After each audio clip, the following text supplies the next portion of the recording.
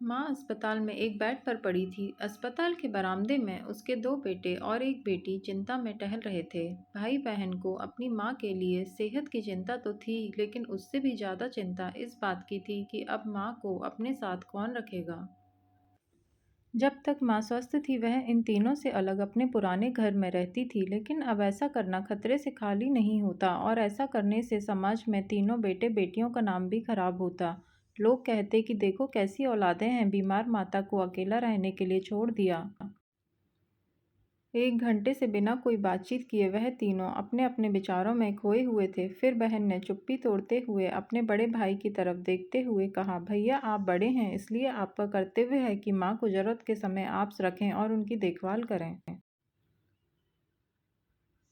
छोटी बहन की बात सुनकर बड़े भाई ने पहले अपनी पत्नी की ओर देखा और बोला, मैं इस बात से बिल्कुल इनकार नहीं करता कि बड़े होने के नाते मेरी माँ को देखभाल करने का कर्तव्य है, लेकिन तुम तो जानती ही हो कि मैं और तुम्हारी भाभी दोनों ही जॉब करते हैं।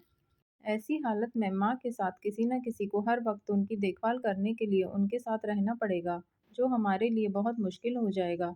बहन तुम तो पूरा दिन घर पर ही रहती हो, तुम माँ को अपने साथ क्यों नहीं रखती? पैसों की चिंता मत करना, जो भी खर्चा आएगा मैं दे दूंगा।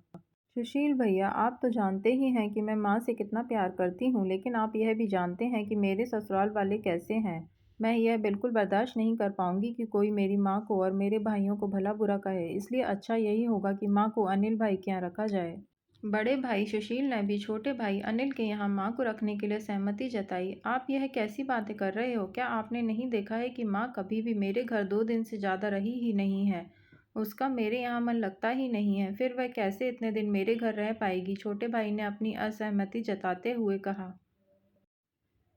इससे पहले कि इस चर्चा का कोई नतीजा निकल पाता, एक नर्स वहां दौड़ते हुए आई और कहने लगी, क्या आप ही वार्ड नंबर 4 में भर्ती मरीज के रिश्तेदार हैं? आपको डॉक्टर साहब अंदर बुला रहे हैं।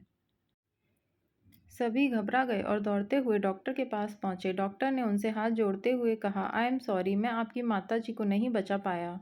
डॉक्टर की इस खबर ने सबके चेहरे पर झूठी मूठी दुख की परत तो चढ़ा दी थी, लेकिन सभी के दिल के किसी कोने में इस बात की खुशी भी छुपी हुई थी कि अब उन्हें माँ को नहीं संभालना पड़ेगा और माँ की वजह से उन्हें परेशान नहीं होना पड़ेगा। यह कहानी ही समाज का सत्य है। यहाँ लोग ऊपर से जो दिखाते हैं वे अंदर से नहीं होते।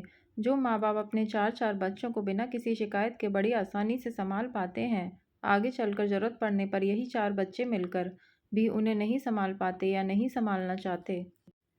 बच्चों को यह बात नहीं भूलनी चाहिए, जैसा वह बोएंगे वैसा ही तो काटेंगे। अगर आज वह अपने माँ बाप के साथ बुरा बर्ताव करते हैं, तो उन्हें यह याद रखना चाहिए कि उनके बच्चे भी बड़े होंगे और वह भी बूढ़े होंगे। जो उन्होंने अपने माँ बाप के साथ किया है, उनके बच्चे भी उनके साथ वही करेंगे। पोस्ट पसंद आए तो कृपया मेरे चैनल को सब्सक्राइब करें। धन्यवाद।